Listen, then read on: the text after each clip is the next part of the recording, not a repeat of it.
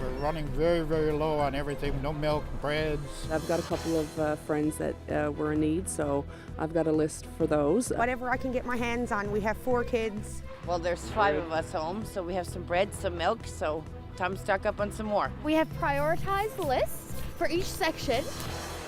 It's moving pretty fast. I was way back there, so I would say we'll be there probably in 20 minutes. We baked a lot of stuff, got rid of all our ingredients and such. There's 3 of us and my mother as well I'm shopping for today. Staff's doing a fantastic job keeping people moving, and they were giving out water a couple minutes ago. So. Thousands lining up for hours to stock up on supplies. Some stores rationing bread and milk as people deal with day 5 of the state of emergency. Good evening and welcome to Here and Now. I'm Anthony Germain. In St. John's, some restrictions of the state of emergency will be lifted tomorrow. The airport is going to reopen and taxis are once again going to be allowed to operate. Oil companies will also be permitted to make their deliveries. Now, we're going to get into all of the latest details, but first, what we're witnessing today is unprecedented. Organized post-blizzard mayhem, this drone video shows how long the line was at the Sobeys location on Merry Meeting Road in St. John's. Just look at that. Thousands of people lined up at stores throughout the city as they opened for the first time. Bread, milk, and eggs, all the popular items, they went quickly. Here now, Zach Gowdy was at that Sobeys store today. So, Zach, what was it like? What did you see? Well, Anthony, we witnessed a scene like so many in this ongoing story that people here have never experienced before. A neighborhood exodus as people descended on those grocery stores, and then the narrow store aisles choked with people and carts. And yet, in spite of it all, people keeping their cool and preventing the commotion from descending into chaos. The lineup grew quickly, from dozens to hundreds to thousands. All over the central part of St. John's, people trudged through the narrow streets carrying bags and backpacks for what may be their one chance to stock up. Everything, whatever I can get my hands on. We have 4 kids, myself and my husband, and we've been snowed in since all of this. This is really the first time we've been able to get out and get anything. So 4 kids, gonna get what I can, really. It feels like I'm in a movie. It feels surreal. I mean, I've never seen anything like this before, and hopefully never again. I was not anticipating this. I thought it might be down to the exit over there, but to see it loop all the way through the parking lot is madness. I'm just glad everyone's being nice and civilized, like everything else in Newfoundland. When 10 o'clock came, this grocery store opened the doors and let everyone inside at once. It got people out of the cold, but led to a serious human traffic jam. The narrow grocery store aisles filled up. Bread, milk, eggs, and cheese went quick. Soon, grocery lists went out the window. And what's in your cart that you're pulling behind here? Pepsi, chips, and French fries for most of it. Is this what you came for, or whatever you could grab when you saw this scene? Whatever we could grab. Whatever I seen first. To be honest, I thought the store would be a little bit more organized, in a way to allowing certain number of people inside and out at once, instead of letting everybody in, at the same time. Now we got this congestion here, so it is a little bit. People are armed with patience. Store employees started handing out bottled water and moved the crowds through the caches as quickly as possible. Despite the crush, people found a way to move aside for children, to make way for those with claustrophobia. The same spirit of community that has carried this city through the storm so far is holding. We didn't see anybody being disrespectful, or everybody was really nice. And what did you guys grab while you had the chance? Diapers. Yeah, diapers are the main reason we came. Diapers and some stuff to make baby food. So that's the priority. Now, things did get easier as the day went on. Many stores began limiting the number of people allowed inside at once. We heard from people shopping out later this afternoon that things were much, much clearer. But as many people exited those grocery stores, they faced yet another challenge, trying to navigate through heavy traffic and narrow streets to get those groceries home. This whole thing is running on goodwill. Today's grocery store situation certainly had the potential to devolve into something very serious, and now tomorrow the food stores will be permitted to open again. That same potential exists again. But the fact that we got through today without a serious incident speaks to how well people are weathering the storm so far. Reporting live in St. John's, I'm Zach Gowdy for Here and Now. Well, getting around to those stores certainly wasn't easy as vehicles clogged the roads, so taxi companies stepped in to help. Cease here will have that story in just a bit.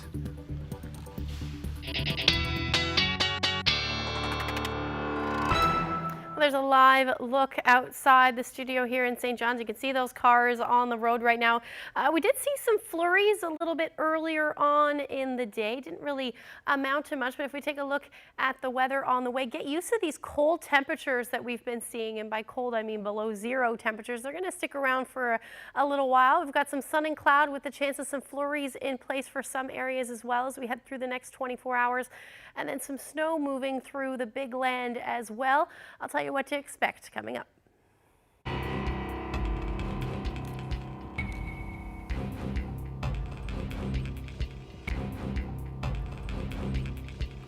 Well, let's get to the very latest on the states of emergency, what's going to be allowed tomorrow and what won't. Here Now's Peter Cowan is live now with the latest on this. So Peter, a lot of people have been trying to fly in or out to get here. What's been happening at the airport? Anthony, I suspect a lot of people are wanting to fly somewhere tropical, but even before all of this, there's been backlog. There are thousands of people that haven't been able to fly in or out, and it's nice to be able to deliver some good news. The airport will reopen at 5 o'clock tomorrow morning.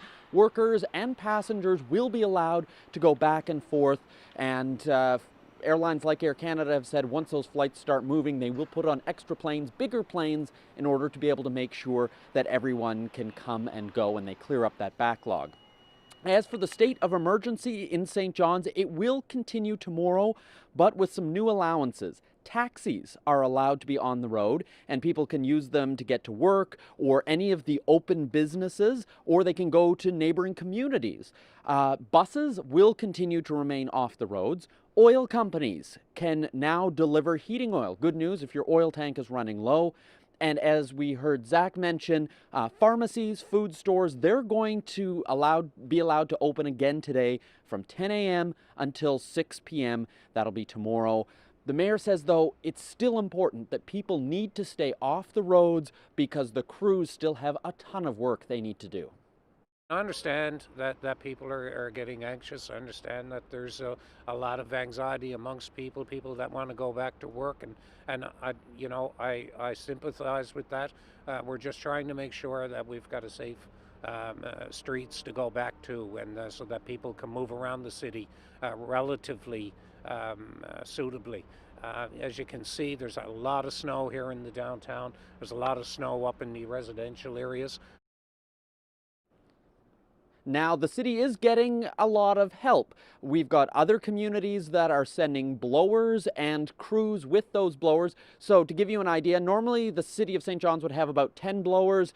Very soon they're going to have 20 blowers out on the street, and those are key pieces of equipment in order to load all that snow into dump trucks and get it out of town. It's going to be a little bit easier because 3 of those blowers are coming from the province. They've been managing to clear up the streets that they need to, so now they're going to be able to help the city of St. John's. Staff, they get tired, so it's important that we not only bring the equipment in, but we bring the staff in that will be able to use that equipment as well.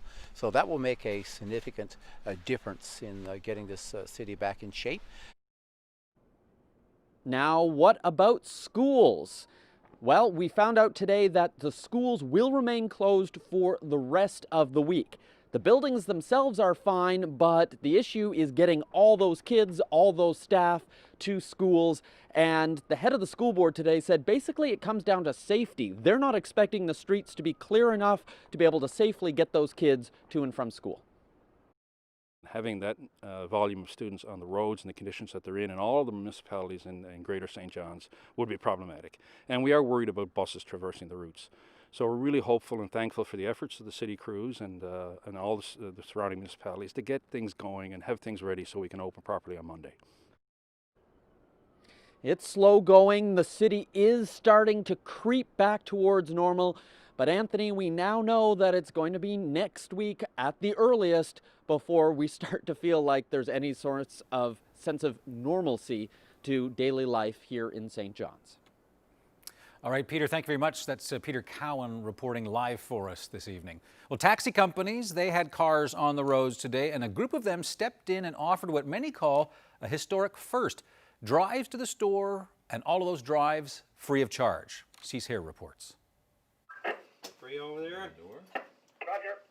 Flat out is how things were at the dispatch office at Newfound Cabs in St. John's.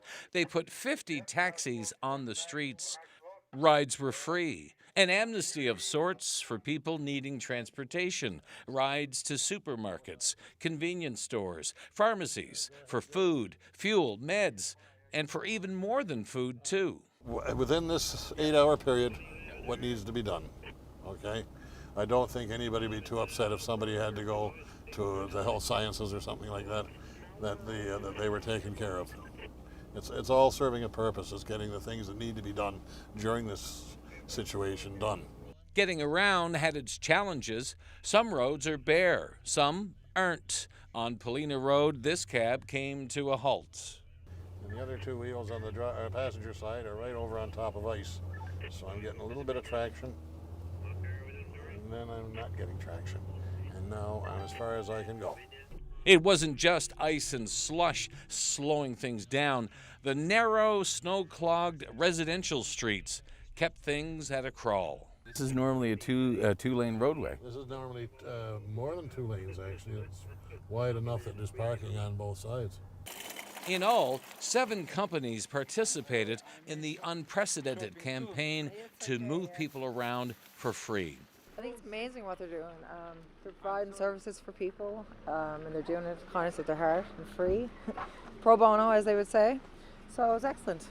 When pushed on why the meters were off for a day, the companies all say the same thing. Considering the circumstances, it was the right thing to do. Cease Hare, CBC News, St. John's. Well, check out these alarming videos here. This van that you see there had been buried in the snow, and then shortly after digging it out, it caught fire, as you can see there. Bernie Murphy said that he'd cleared snow away from the engine components, and then he started it so he could have the engine warmed up, and then 10 minutes later he noticed it was on fire. He and some neighbors were able to put that blaze out, though, and they also called in the fire department, which apparently responded quite quickly. The search in Conception Bay North today for Joshua Wall has been suspended. It's been called off until there's new information or something happens to all of the snow.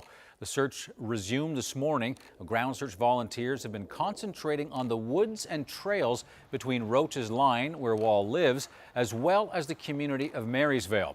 The 26-year-old left home Friday as the blizzard was beginning to pick up. He was heading to a friend's house. No one has heard from him since, and all efforts to find him so far have failed. Members of the Avalon North Wolverines are helping to search for Wall.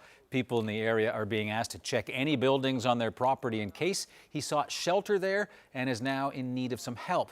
Snow and drizzle have hampered the search efforts. Hundreds of Canadian Forces troops are armed with shovels and battling the snow. Just ahead, we'll tag along with one group as they help seniors dig out of the snow. I'm watching TV Shape on the TV. And wanting to see the big cleanup in action has even this little one figuring out a way to get outside and still stay tuned in to all the news. You're a fantastic kid.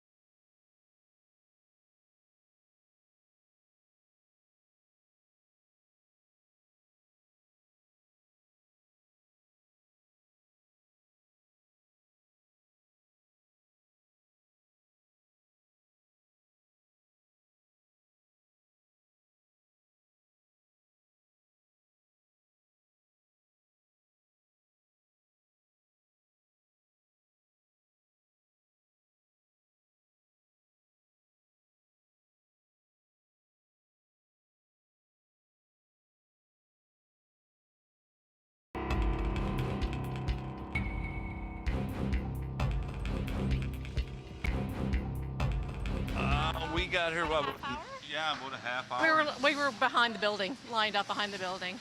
It's pretty cold out there. It is, but it's worth it to get a few things that you need if we're going to be possibly 48 hours now without being able to get out again, because I'm not sure really, right? But Actually, I thought when I came in the place was going to be more of a madhouse, but you know what? It's not really. It seems to be very organized. Everybody seems to be pretty respectful of everybody else and what they're trying to get. So I mean, yeah, this thing went over a lot better than what I thought it was going to be. Then again, we are newfies, right? This weather update is brought to you by the NL 511 app. Know before you go. Check road conditions, highway cameras, and the provincial plow tracker with the NL 511 app.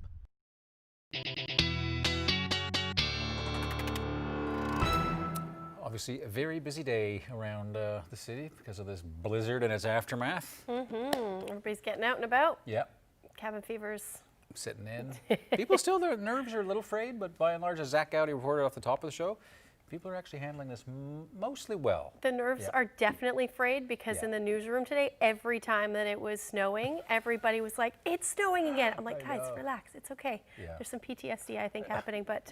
I was out when it actually started, and I said, oh, not again. Yeah, it's see? It's true what you say. See? Like, yeah. That's exactly what was just happening. Like a squall. It was just a little bit of flurries. Didn't really amount to but much. It was in forecast yesterday, so... Yep. But yeah, so here, let's take a look at a photo. We showed you a little bit of a clip of it before, but that was the, this is what everybody's dealing with on their deck. That's the before photo. That's the before. I know I have 7 feet of snow in my backyard, but there's the aftermath. That's what they were doing. Couldn't watch CBC TV, CBC NL, so they carved themselves a little TV room. Little TV room. Look at that, the fake fireplace. Love it. Are those so snacks? amazing. It Are looks those like there's snacks there. Yep. That's nice. That kid's got it all. Hey, comfortable place to be, that's for sure, especially if you're seeing those flurries today. So here's a look at the satellite and radar.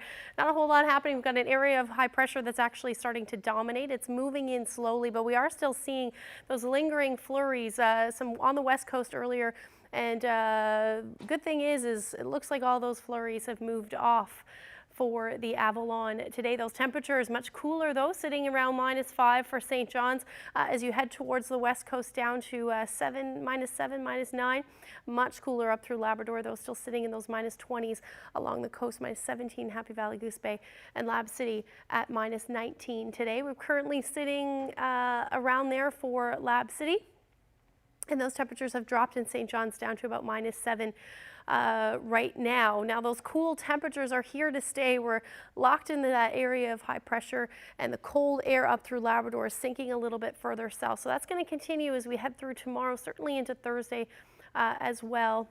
And just a little bit warmer potentially for the Avalon as we head into the afternoon. So we will start to see those temperatures climb over the next couple of days. So here's a look at the future tracker. We've got some onshore flurries still happening, or potential to happen rather, for the southwest, south coast, and the Burin Peninsula. Even the southern Avalon might see a few flurries as we head through the night today. Otherwise, actually a pretty nice evening. It will be cold overnight tonight though, up through Labrador, nice and clear as well. Just some brisk winds, nothing too much happening. Most of those flurry activity actually may stay offshore as we head through the night tonight, but still have them in the forecast. -15 is the overnight low for Corner Brook. Those winds will be generally light, 10 to 15 km/h winds in the St. John's area, so we will see some relatively light winds over the next 24 hours. -11 will be the overnight low. Grand Falls winds are reaching the -23 degree range. And then another cold, clear night expected up through Labrador. Lab City currently rather going down to -19, so, or -20, so not much different than what you're seeing right now. Tomorrow, that high pressure will somewhat dominate. We will see some clear skies for the most part in the first half of the day. For the majority of the island, actually, we'll see some lingering cloud cover and some flurries possible again on the west and south coast. But overall, it does look like plenty of sunshine through the day. And then we'll start to see that flurry activity move in up through Labrador. So you've been sitting in some pretty quiet weather, but that chance of flurries will move around and head in through the evening and overnight hours for you. So here's where you'll be sitting temperature-wise. Not much movement from today. generally sitting in the minus single digits in the east. As you head west towards central, we'll be looking at the minus double digits, and then again on the west coast, still looking in those minus single digit temperatures, again with that chance of flurries. Otherwise, up through Labrador, minus teens as you head towards the southeastern portion, just a little bit warmer, minus 11 for Happy Valley, Goose Bay, and again, still looking at that flurry activity into Lab City in minus 12. But you can see those temperatures are starting to rise a little bit, so that's good news. But I'll have all the details on the forecast looking ahead coming up. Thanks, Ashley. More than 450 Canadian Forces members are working hard to dig out residents who are still socked in by the record-breaking blizzard. On the Avalon Peninsula, they've got a list of people who need help, and those troops are getting to them one by one. Our Mark Quinn is standing by now with more details. Mark. Anthony, that's right. It was a real honor to spend some time with the hardworking and energetic members of the Canadian Armed Forces. I should admit that we had a bit of trouble finding them. We were given locations where we might find them. We get there and they're working so fast that they'd actually be finished and we'd be told they've moved on. But we did eventually catch up with them, and here's some of what we saw. Operator down here? Yeah, so basically what our main priority is basically helping any vulnerable population in Newfoundland, so like anybody who really physically can't do it themselves. So that's like in case of emergencies and so forth, the main priority is getting anybody in those situations almost like a 3-foot path from door to nearest road.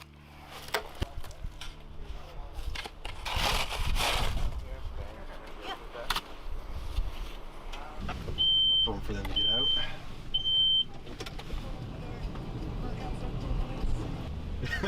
Not quite sure what to do here. Oh man, that's a great one. This one right here is like the most intense amount of snow we've seen.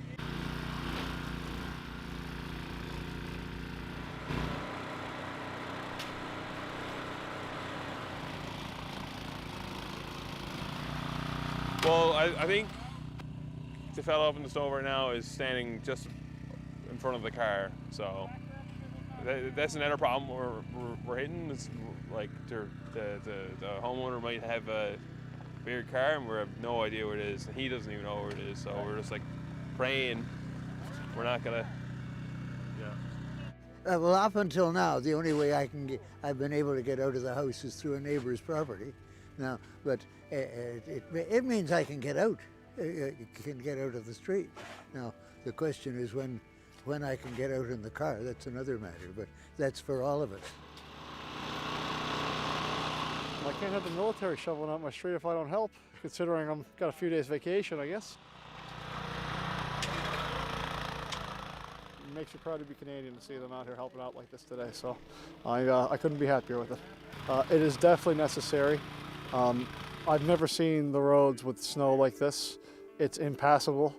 You know, people are getting struck just trying to get out to get their groceries, trying to get out to get some gas. So, no, it's dire situation here. I think it's the right call to have a state of emergency and get as many people with shovels in their hands as possible. Now, the members of the Canadian Armed Forces say they don't know exactly how long they'll be here. They're initially here for 7 days, but they say they will stay longer if needed. Mark Quinn, CBC News, St. John's.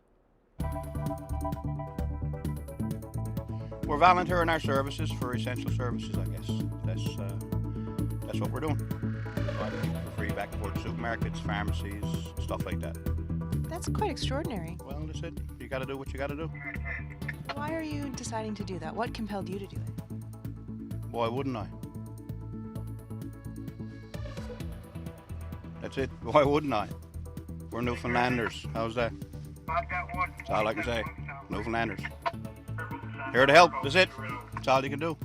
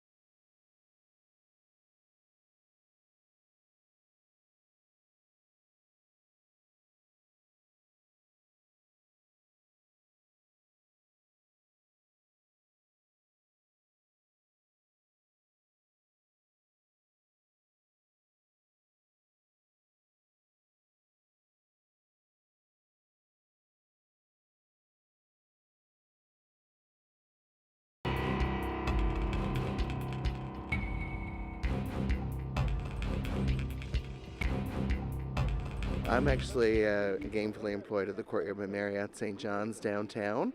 So we're here actually trying to replenish some stock for the hotel so we can keep our guests fed and in with the basic amenities. I actually got a few personal lists from some of our guests to pick up some stuff.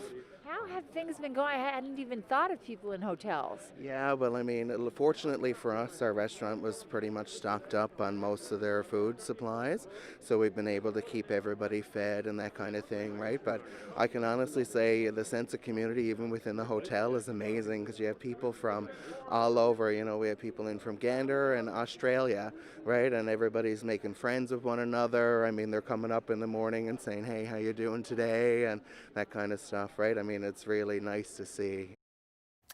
That is nice to see. Lots of stories today about people lining up for hours to shop for supplies, obviously for various reasons. Some people shopping for themselves and, as you just heard, shopping for others as well. Here now's Terry Roberts was at the Dominion on Black Marsh Road today. You may have seen some eye-popping video that Terry put up on Twitter. So Terry, what did you encounter there? Well, Anthony, I think everyone knows by now that it was an incredible scene at the Dominion on Black Marsh Road. At one point, the employees there tell me there was probably 1,000 people inside the store and hundreds more outside. And the manager there told me in his 25 years in the retail business, he never saw the likes of what he saw today. Now, you know, you had people here trying to pick up some essentials, and it appeared to me that Dominion was ready for this. The store was well stocked. Some people told me they got what they came for and more. Though the store quickly ran out of things like fresh milk and eggs, and by early afternoon, the store manager had to temporarily close the doors. Just too many people inside. A serious backlog at the checkouts. Some people waiting outside for nearly 3 hours. Now here are some of the people that I spoke to today. I just actually got off a night shift, so got off 7:30 this morning. And I came here to pick up a few things with my sister-in-law, and it's absolutely madness. Like, it's crazy here today. It was like madness when we came into the parking lot. There was people lined up on both sides everywhere and trying to get down to the meat coolers to get meat. It was like nothing else. I mean, you just had to stay there. You couldn't push people. You couldn't move people. You just had to stay behind them and wait until you got your turn to get your hands into the cooler to pull out something, right? Never seen anything like this. Probably will never forget. Not from Newfoundland. I just moved here a few months ago, so it's pretty wild. I would say there's a little bit of tension fighting for the chips. You know, everybody's looking for the rations. Milk ran out pretty quick, so I would say there's a little bit of tension in the store, yeah. Heard a lot of swearing. Welcome to Black Marsh, right? It's been crazy busy here, but we're glad to be able to help out the community in a time of great need. When we got here this morning, as you can see, the lineups are really around the building, but we got in pretty quick, and there was a big lineup, but then we found a shorter one, and we made it through. It was okay. Now, despite all this today, despite these huge crowds, there was no obvious signs of trouble that I saw. I expect there was one situation where people actually parked in the receiving zone, so it was difficult for delivery trucks to bring their goods so they can replenish the shelves there at the store. But the police did show up briefly, left again, no big problems. And there was extra pressure on the Dominion there today on Black Marsh because a neighboring grocery store, that's Sobeys on Rope Walk Lane, they did not open, I'm told, for storm-related reasons. And also, I hear that as soon as the roads opened here and people could get on the streets and go pick up some essentials, they drove straight out of St. John's, drove to places like Mount Pearl and CBS, and went to grocery stores in those neighboring communities where the lines were much shorter. Anthony? All right, thanks, Terry. It's Terry Roberts reporting live, and I also was speaking with somebody in the grocery industry saying that for some of the grocery stores in Mount Pearl, they're doing their best to get them stocked, even if they have to work all night tonight. Mount Pearl, of course, has lifted its state of emergency. But what about the view from a place where people are able to afford food, which is what we've just seen, but what about the people in our community who are less fortunate and can't necessarily afford it? On a day like today, they turn to the Gathering Place. It's a community service center in St. John's that, among other things, provides daily meals to people. Here's what one person says about being able to get access to free hot food during an emergency like this one. This place is awesome. The people are nice, they actually give a crap. It's really nice. A beef stew and yogurt, and apparently there's a sandwich to go. And they told me to drink coffee until I'm jittery. So. Well, if you're a fan of snow forts, sliding, and snow days, this storm has been very generous. As you heard earlier in the program, St. John's and surrounding schools are going to be closed for the rest of the week. And that means, all told, some students will be home for their 10th straight day. As Superintendent Tony Stack tells our Peter Cowan, it's all about keeping people safe. Well, we've been in contact with municipalities in the area. Torbay, CBS, Paradise, Mount Pearl, St. John's, all contacted us and said, look, we don't think that we're going to be in a situation where the roads are going to be in condition for school buses to traverse, and then we'd have a bunch of young people walking on the roads, and that would be a hazardous situation. So this is a student-first decision around safety. And knowing that far in advance, we felt it only prudent to let parents know and give them enough notification so they can make any adjustments to their schedules. What's the school infrastructure like? Because I'm looking here at the parking lot. It seems to be pretty well cleared. Are schools ready for students? Schools are ready for students. I mean, one of the impacts of a state of emergency is, of course, we have workers and we have to comply with the rules as well. So contractors were allowed to come in and clear the lots, and they've done a good job here. But as you can see around here, entrances to the schools would have to be cleared out as well. So we'd need a little bit of time to do that. Now our custodial staff is very proficient and ready to step in as soon as as conditions allow. Why make the decision, though, to keep schools closed, even if, for example, the state of emergency happens to be lifted tomorrow or the day after? So it really is all about student safety, and having that volume of students on the roads and the conditions that they're in all the municipalities in Greater St. John's would be problematic. And we are worried about buses traversing the routes. So we're really hopeful and thankful for the efforts of the city crews and all the surrounding municipalities to get things going and have things ready so we can open properly on Monday. What about this week and a day that students are missing? There are some public exams, for example, coming up for some high schools, and that's a lot of instruction time for students to be missing. It certainly is. So, we know that there's a level of anxiety around examinations, healthy anxiety, we hope, but, they need face time with the teachers. They haven't had it all week. They're not going to have it this week. So by pushing public exams and all exams, midterms and finals out a week, that allows time for that face-to-face with teachers in preparation for that period. And it's a lot of work to set up these publics, but in this area we know the department have been very cooperative. I've spoken to the minister myself and the deputy minister, and they're being very nimble here. They've got alternate exams for areas of the province which are going to carry on as per normal schedule. Well, thank you very much, and good luck getting things back up and running. Thanks, Peter.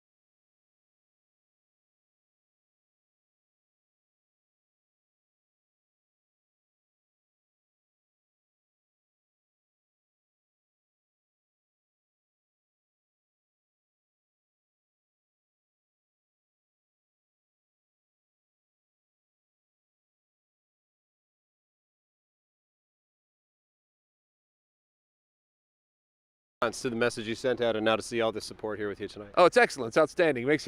Warms your heart for sure. But, you know, we still got 3 more to do, so we got to keep our energy going. Well, as you saw there, some incredible stories in the aftermath of this storm of neighbors helping neighbors, digging them out, people really giving a helping hand to people, sharing food and supplies, and helping in whatever way they can. Well, Mark Critch with 22 Minutes produced a video to explain why all of this generosity people are seeing in this province. Well, to him, it's no surprise. I was in Halifax when the big storm hit. I immediately made for the airport to try and make it home. Newfoundland and Labrador is the only place on Earth where a disaster could strike and you'd find yourself wishing you could be there for it. I FaceTimed in as my friends and family gathered together in one house so they could wait out the storm together. I didn't want to miss what was coming. Not the unmatched fury of the storm, but the equally insuppressible resilience of the people.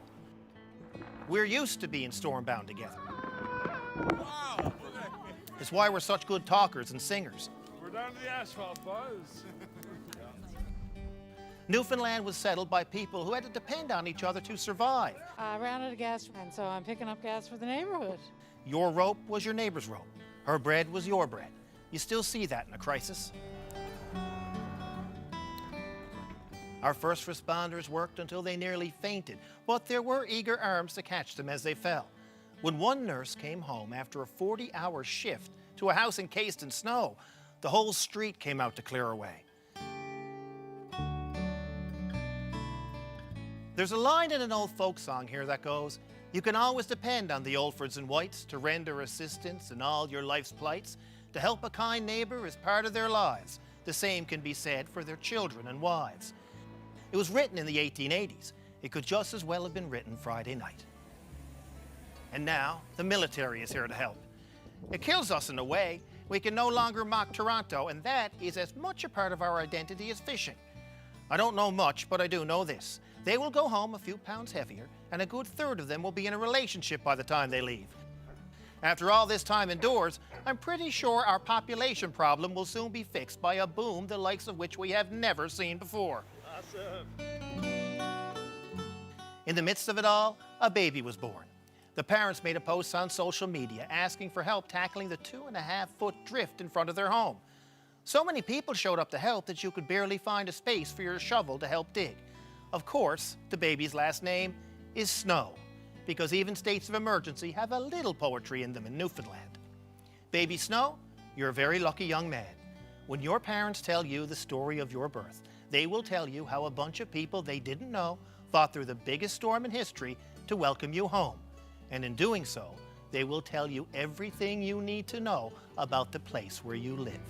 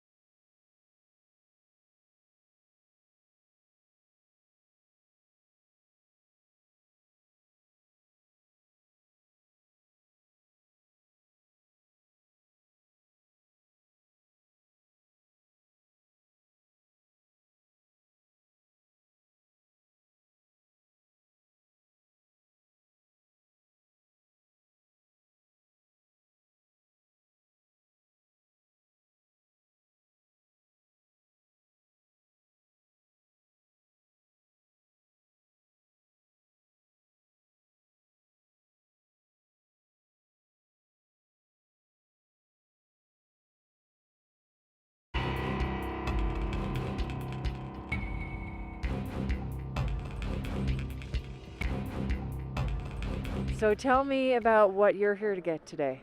Just essentials, your milk, eggs, and bread. And I've got a couple of friends that were in need, so I've got a list for those. But essentials again, so nothing crazy, and just kind of stock up what we're missing now the last 5 days. So yeah, I think I need to learn how to make some bread. So people were posting a lot of homemade bread, so maybe I need to jump on board with that. But my heart goes out to those who are struggling the last 5 days. It just, you take a deep breath and you kind of wonder how they're getting through, and it's just terrible, really. Well, how they're getting through at the airport is a whole other story. The extended closure of the St. John's Airport has created some upset and some very desperate customers. It's also led to a bit of activity in Gander as well, it being the next closest destination. Here now's Garrett Barry explains. The effects of this storm and the closures related to it are being felt pretty far from St. John's, including here in Gander. I'm standing here in front of the airport and near a DRL bus that's pretty much at capacity. Soon we'll be heading to St. John's. There was a lineup just a few minutes ago. What's been happening is a lot of passengers who were unable to get to St. John's because of the closure of that airport decided to book themselves into Gander with hopes of taking that DRL, making it to St. John's and making it home. Some haven't been home for quite a while and are facing a bit of a cleanup when they get back. I spoke to one couple who've been traveling from Australia, have been gone for several days and have been in transit since Wednesday. They arrived, but they are missing several bags. There were others who seem to have made a bit of a dash right from this airport's arrivals area straight to the bus loading area. Our flights were cancelled and they were delayed so long that I decided that I would try and get back to Newfoundland however I could. So I managed to get a flight from Toronto to Halifax today and Halifax to Gander. And now I'm hoping to get on the DRL bus as far as Whitburn, and my wife then will pick me up in Whitburn and take me to Harbour Grace where I live. The effects of this storm here in central Newfoundland aren't simply limited to transportation and are not limited to the airport. Grocery stores, both here in Gander and in Grand Falls, have been telling customers to expect product shortages, not only at their locations today, but over the next couple of days as well. The co-op in Gander reported that having some difficulty getting chicken. Other locations seem to be short on dairy and vegetables. Now, one of the reasons why the DRL was so popular at this airport was because the rental car services here in Gander have been stretched thin. One location was telling its customers there were no cars available, and even if there were, it wasn't quite clear when customers could drop those cars off to St. John's because the roads and those locations in St. John's aren't open yet. Garrett Barry, CBC News, Gander.